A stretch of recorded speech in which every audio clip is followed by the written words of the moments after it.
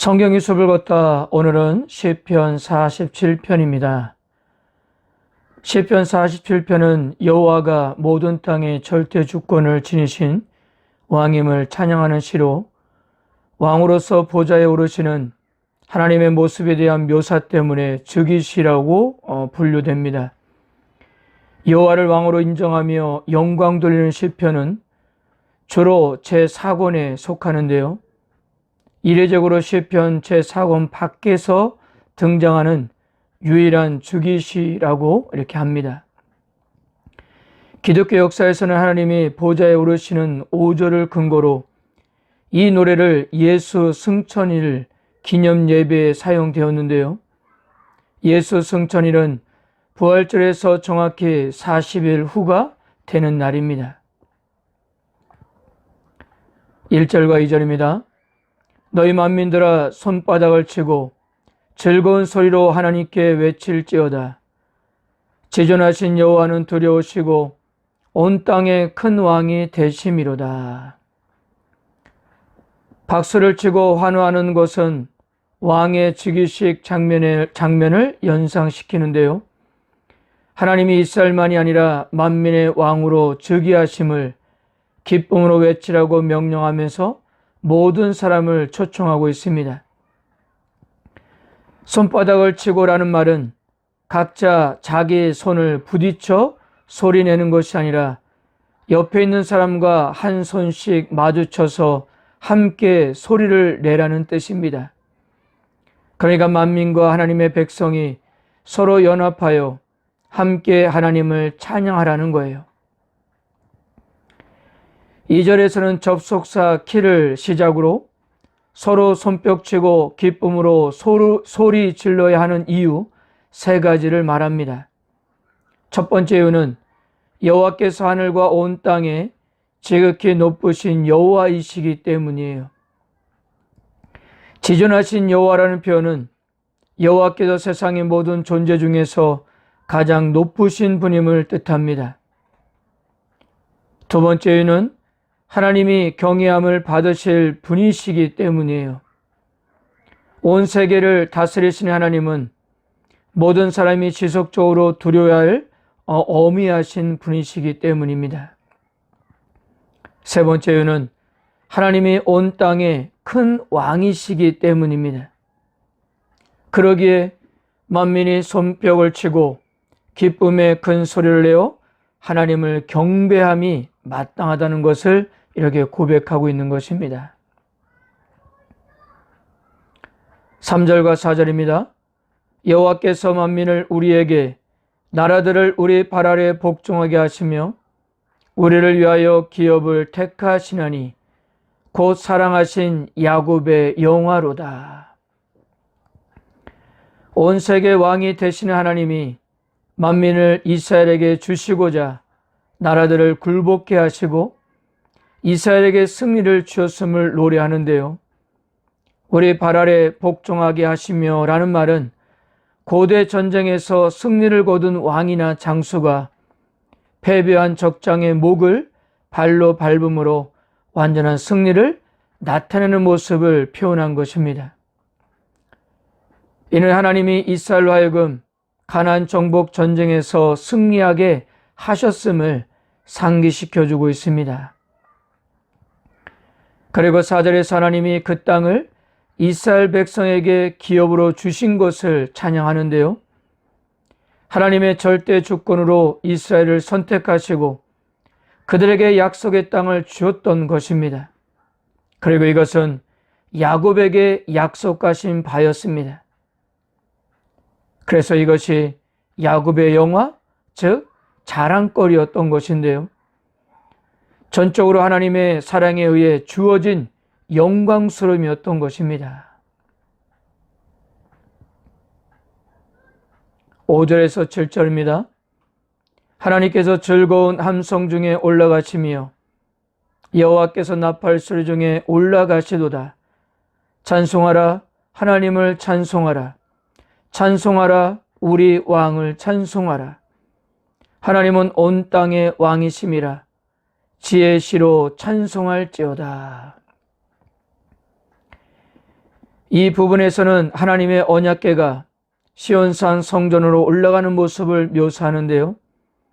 왕을 향해 환호하는 기쁨의 함성과 왕으로 자정하심을 알리는 나팔 소리와 함께 시온에 오르셨습니다. 이 광경을 본 백성들이 소리를 더 높여 하나님을 찬송합니다. 시는 6절에서 4번, 7절에서 1번 반복해서 찬송하라고 외치는데요. 하나님은 이스라엘의 하나님이실 뿐 아니라 온 땅의 왕이시기 때문에 하나님을 찬양하는 것은 마땅하다는 것입니다. 하나님의 보좌가 있는 성전에서 악기들이 내는 소리와 백성들이 감격한 목소리로 가득한 상을 우리도 상상해 볼 수 있습니다.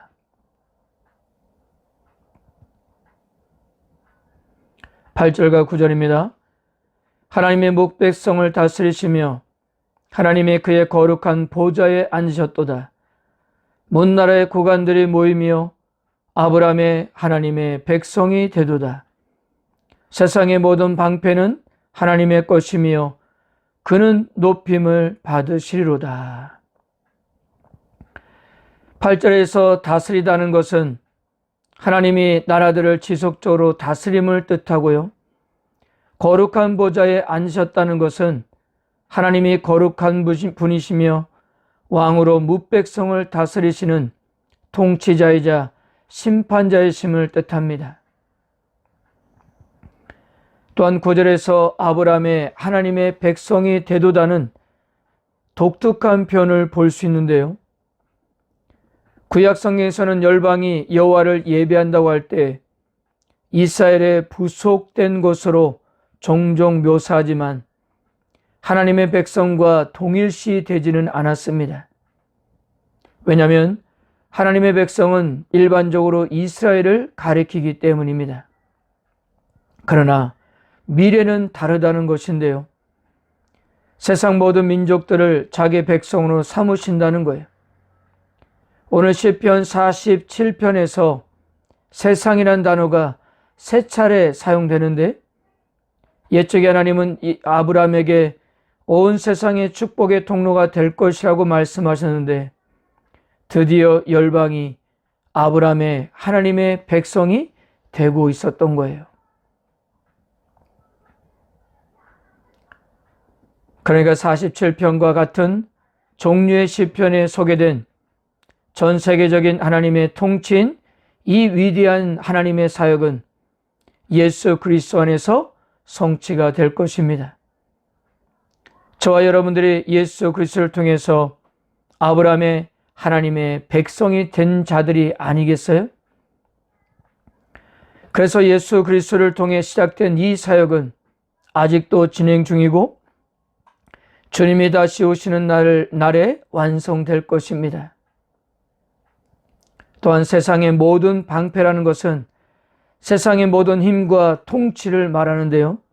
그 모든 것이 하나님의 절대적인 통치 안에 있다는 말씀입니다. 사랑하는 성도 여러분, 여호와 하나님은 온 땅을 다스리시는 진정한 왕이십니다. 우리들 날마다 삶 속에서 우리의 진정한 왕이신 하나님을 마음껏 찬양해야겠습니다. 그러나 우리가 한 가지 생각할 것은 우리 삶 가운데 여호와를 진정으로 왕으로 인정하며 사는가예요. 여호와를 왕으로 인정한다는 것은 그분의 권위를 인정하고 그분의 말씀에 순종한다는 태도를 의미할 것인데요. 우리의 삶의 전역에서 어느 정도 하나님의 말씀에 순종하는지를 생각해 보아야 한다는 거예요. 아니면 여호와 하나님을 대신해 다른 어떤 것을 우리의 왕으로 모시고 살고 있지는 않은지를 한번 반성할 필요가 있습니다. 이스라엘 백성이 가나안 땅에 들어가 그곳에서 섬기던 바알에게 빠졌는데요.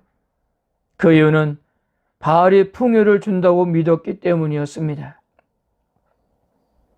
오늘도 우리들이 이스라엘 백성들처럼 풍요만을 추구한다면 이것은 또 다른 바알을 섬기는 셈이 될 것입니다. 사랑하는 성도 여러분, 우리는 예수님을 믿음으로 구원받아 하나님의 백성이 된 자들입니다. 어떤 자격이 있었기 때문입니까? 아닙니다. 전적인 하나님의 은혜로 된 거예요. 얼마나 영광스럽고 감사한 일이겠습니까? 그러므로 우리들은 세상살이가 아무리 힘들고 어려워도 이 하나님의 은혜 덕분에 오늘을 살아갈 수가 있는 것입니다. 오늘 시편 47편의 시인처럼 우리들도 모든 권세의 주인이신 하나님을 찬양하고 또 찬양해야겠습니다. 자격과 공로가 없기에 더욱더 그 은혜를 소리 높여 찬양하는 우리 성도 여러분들이 되시기를 주님의 이름으로 축복합니다. 아멘.